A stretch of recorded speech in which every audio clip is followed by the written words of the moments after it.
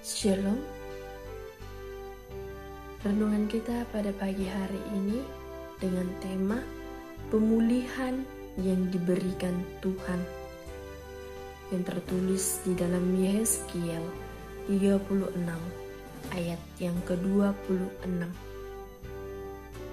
Beginilah firman Tuhan, kamu akan kuberikan hati yang baru dan roh yang baru di dalam batinmu, dan aku akan menjauhkan dari tubuhmu hati yang keras, dan kuberikan kepadamu hati yang taat. Demikianlah firman Tuhan. Saudara-saudara yang terkasih, kita bisa melihat dari Allah menciptakan bumi, langit, beserta isinya. Dan setelah ia menciptakan segala sesuatu yang ada di bumi ini, Allah melihat bahwa segala sesuatunya sungguh amat baik. Tetapi setelah manusia jatuh ke dalam dosa karena didustai oleh iblis, maka dunia ini pun ikut jatuh. Dan dunia ini selalu di bawah kuasa iblis. Itu sebabnya Yesus datang untuk memulihkan kembali dunia ini. Maka segala sesuatu yang pernah hilang dari dunia ini, baik itu dari sejak zaman Adam, akan dipulihkan Allah. Dengan kata lain, kabar baik bagi kita, termasuk setelah kita menerima Yesus.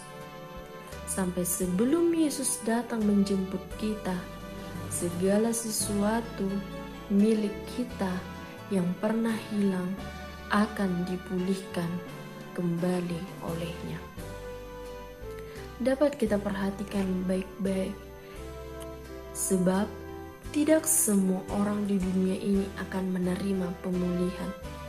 Hanya orang yang percaya pada Yesus dan hanya orang yang menaruh pengharapannya kepada Yesus akan menerima pemulihan di dalam hidupnya.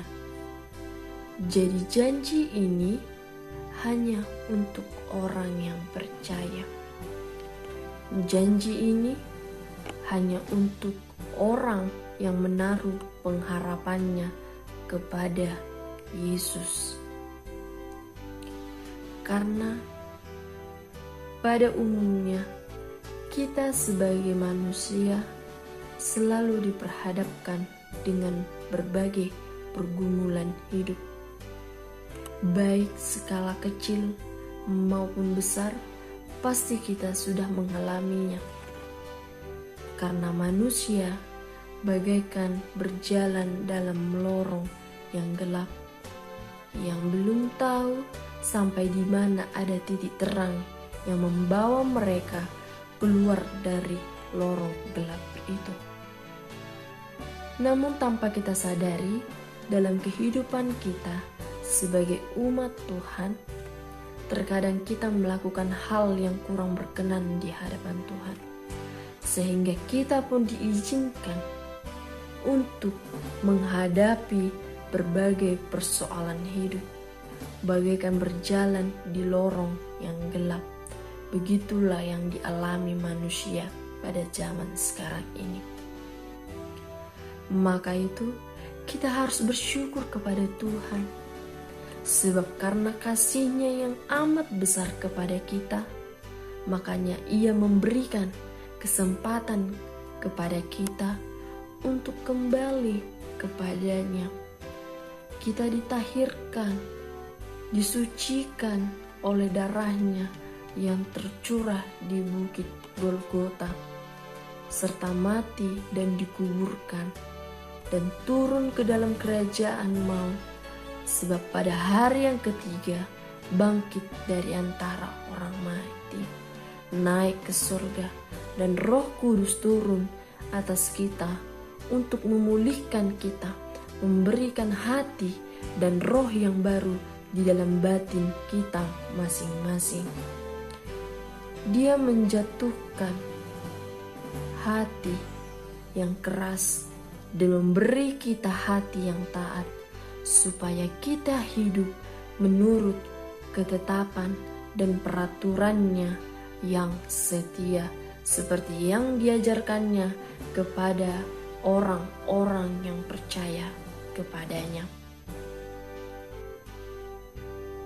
Yang menjadi pertanyaan di dalam diri kita, seperti apakah pemulihan sejati yang dilakukan Tuhan terhadap orang yang percaya? Pemulihan yang dilakukan bukan sekedar pemulihan hal-hal yang lahiriah, tetapi yang dimulai dari hati dan roh. Pemulihan yang bukan sekedar reformasi atau perubahan bentuk, tetapi transformasi, perubahan yang bersifat dari dalam keluar.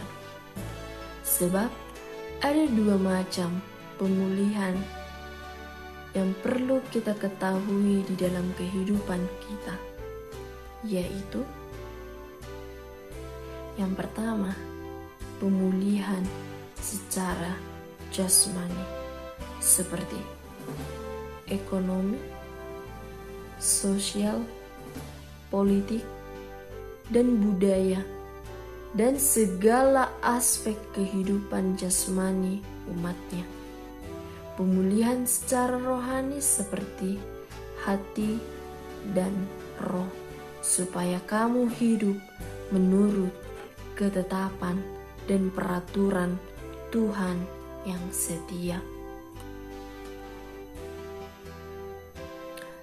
Saudara-saudara yang terkasih, pemulihan untuk pembaharuan rohani berupa hati dan roh bukan merupakan pekerjaan manusia, tetapi semata-mata kasih karunia Allah kepada kita, orang yang percaya kepadanya.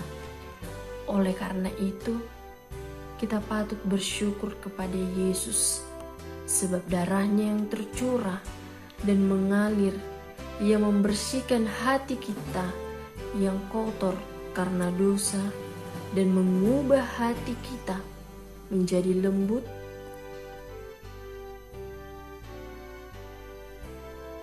dan membenci akan dosa.